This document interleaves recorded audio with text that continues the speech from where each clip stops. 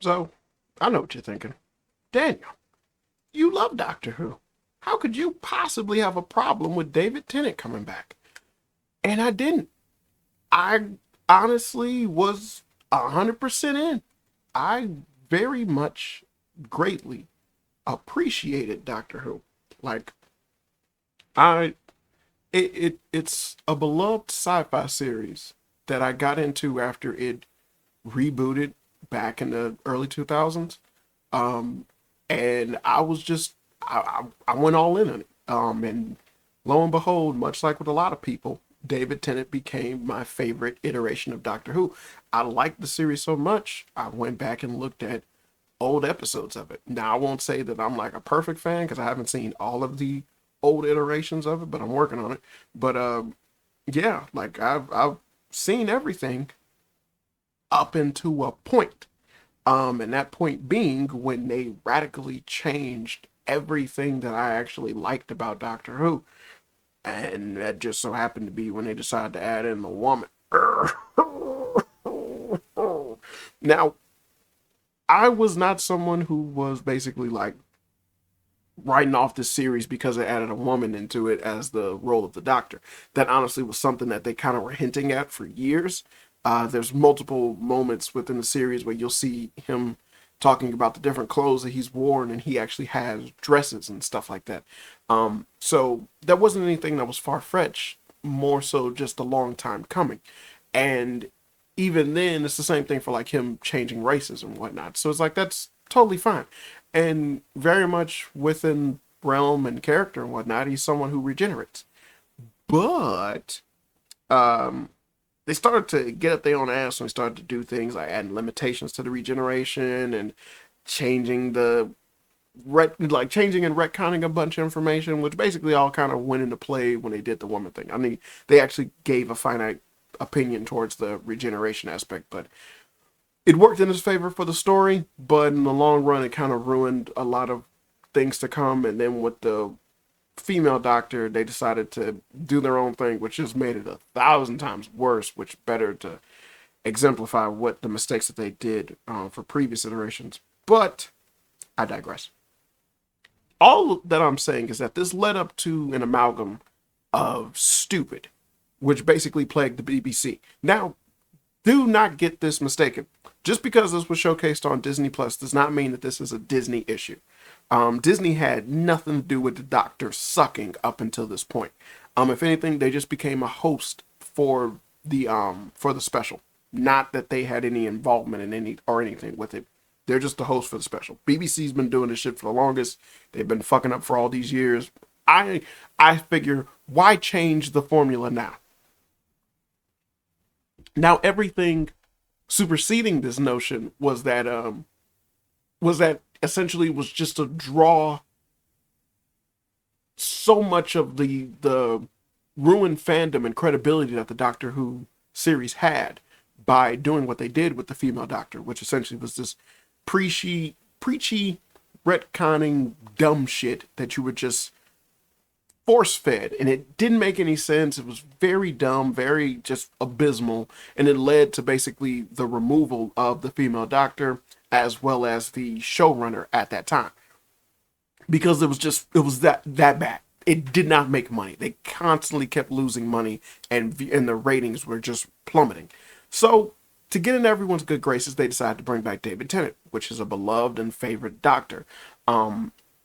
And they also brought back a showrunner that basically did it during the heyday of David Tennant's run, which essentially is considered like some of the best iterations of the Doctor.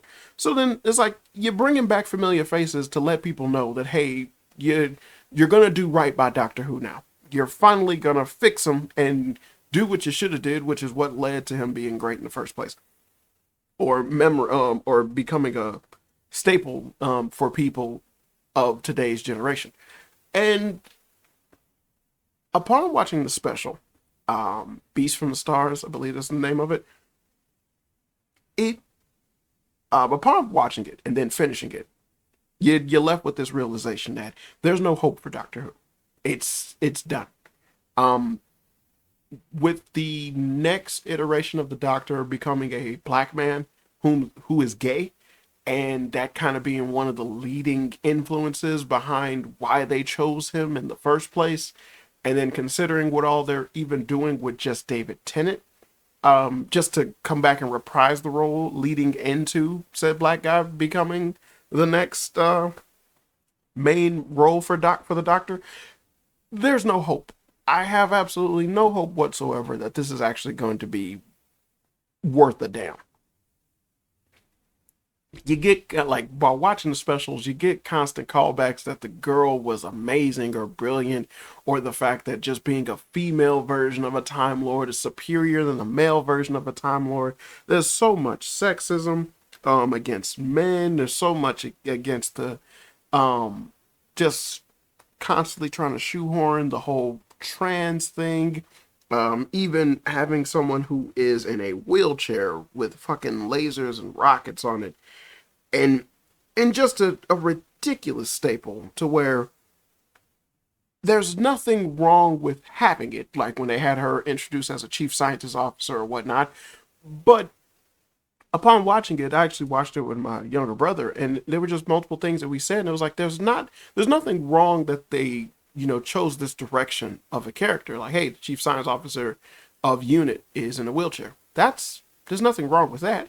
But hey, maybe during a crash site, she wouldn't actually be there, because why would she be? It's in a place that's not wheelchair accessible, right? So like, let's be real. She would basically be getting the feed of this and like the data being transferred to her while she's like commanding the ground units or whatnot. And then you can introduce her actually being on site because of the fact that the Doctor was reported there, or she got notion that he was there or something like that, which would have probably been more interesting, to where it was like, yeah, you're such a big deal, especially this version of the Doctor, that, yeah, I had to come in person to see you because I'm a new person leading the unit.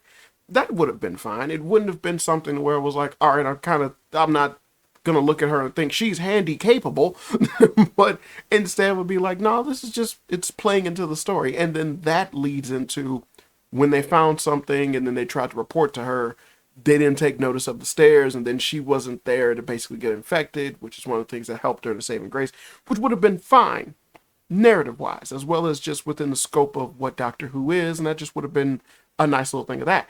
It wouldn't have been something that I would have thought, I wouldn't have took two glances at if it did that. And then just later on, using her own ingenuity, she was able to get one over, like, outsmarting the mind controlled aliens and doing something to where she helps in freeing the Doctor or whatnot. Not that her wheelchair has fucking lasers and rockets in it, because that's just stupid. But that, I felt, would have been the only perceivable good progressive thing that they could have done on there. But instead, they decided to give Donna, they gave Donna a kid who happens to be trans for some reason. And again, there's nothing wrong with that, but the show kind of harped on it too much. I mean, hell, even in moments of duress, she just specifically called out the fact that she needs to go save her daughter, rather than the fact that her mother and her husband were also in danger. It seemed weird that they would narratively choose to do that. And then even in the process of being like why Donna would survive now, with the one of the main dreaded things about Donna was the fact that if she ever remembered the Doctor, she could die. But, having it to where it's like, well, she had a kid, and so that actually transferred the power. That actually was fine. That was well within realm and everything. But then you're just bombasted with this slew of stupid. When you was a female Time Lord, you probably would have figured this out. You were so smart then. In narratively and concept wise, it just doesn't make any fucking sense. Clips be damned. If you even know Doctor Who, then you would understand exactly how retarded those statements even are. Donna didn't even know he transformed into a girl. She's never seen that. So why the fuck would that even be something that she would come to narratively? It's not like you get that information because she became a Time Lord again. That's so stupid. And the same thing for being able to control and just diminish said power after they were able to absorb it, just let go of the Time Lord power. If that was ever a mindset towards the cure or something that she could do, why isn't that something she figured out back when she was dying the first time she was a Time Lord? You see how that retconning shit, it comes into play of people who essentially are writing shit without understanding the subject matter. It's very much very disturbing that all of this happened. And suffice to say, it's just sad seeing it, because when watching the special, there was a few parts that was like, yeah, this is actually pretty cool. Like this is like, I'm happy to see David Tennant back in it again, and he's just fit right back into the role, and that's fine. But then it was like, you're just an alien without some assessing his pronouns, and it's like, what the fuck are you talking about? Why would that even be a thing?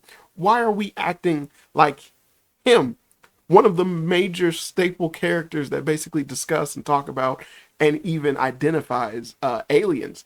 He's met with an alien that he's basically never even really seen before, or he has no idea what the hell they're about, let alone basically get talked down to in a situation where it was like, I felt that even with the whole identity of the pronouns thing, rather than him going, I'm sorry, what would you like to be called? It instead have him basically bring up what the race is and how they refer to each other, and then just kind of play on his knowledge of the creature and of the situation. Where it's like, I get that you're trying to do a thing, but realistically, I know what I'm doing. Let me work. Get out of the kitchen. The chef is cooking.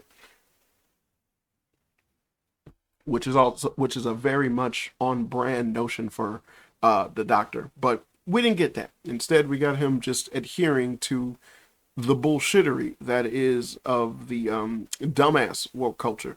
So, well, all woke culture is dumb. But yeah, this was incredibly abysmal. Now, I'm gonna push along forward because I love David Tennant being the Doctor. And again, like I said, there were a few moments in the series itself, in this special itself, that I actually enjoyed. Some of the jokes were actually fairly funny. I mean, hell, even the reverse ET thing is like, you can see that a mile away, but it was like, whatever. But then there's the binary, non-binary. God damn it! Like, you just like that. You want to stab yourself with a fork when you see shit like that. But again, I know for a fact that I will not be continuing Doctor Who after the fact. Also the fact that you got Neil Patrick Harris coming into play as a villain. I actually want to see that, and then especially him tangling with David Tennant. I want to see that. You know, it was like, it's 3 specials, and this is the first one. So that actually seems like not that it'll be enjoyable, but it's something that I just, in concrete, I was going to watch. So I'm going to watch it. But do I have hope that after the fact the Doctor is going to be anything substantial? No, absolutely not. Will I even attempt to look at anything with the Black Doctor? Probably not. Considering the way how this writing is going, what they're doing with the subject matter and the character, I feel that he's David Tennant's inevitable end will be like, I mean, like I said, this first special is a precursor to what you have to see later on. And considering the fact that they desperately wanted to make the Doctor this gay black man, you can only assume that this shit is just going to get a hell of a lot worse before it ever gets better.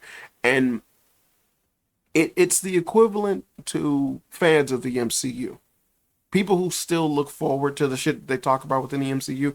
I look at what happened with Doctor Who toward, like, as how those people function, which is that you, for some reason, believe that this can turn it around, that this will come back to being the thing that you loved, despite everything that all the warning signs, everything that you've seen to showcase that that's not happening, all of that, despite all of that, you still have some type of weird, dumbass hope.